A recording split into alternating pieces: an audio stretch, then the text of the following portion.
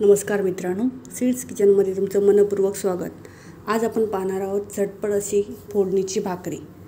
त्यासाठी मी इथे एक तांदळाची भाकरी घेतलेली आहे।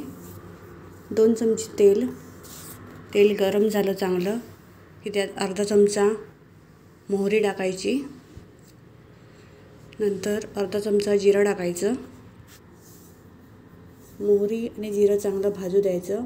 इथे मी एक मोठा कांदा चिरून घेतलेला आहे आणि 5-6 कढीपत्त्याची पाने, भाकरीचे तुकडे करून घेतलेले आहेत छोटे छोटे। 1 चमचा मीठ घातलेला आहे।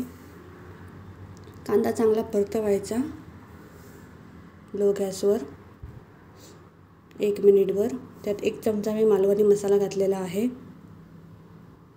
मसाला चांगला भाजला 1 मिनिटभर की त्यात आपण भाकरी घालायची आणि भाकरी चांगली परतून घ्यायची 1 मिनिटभर।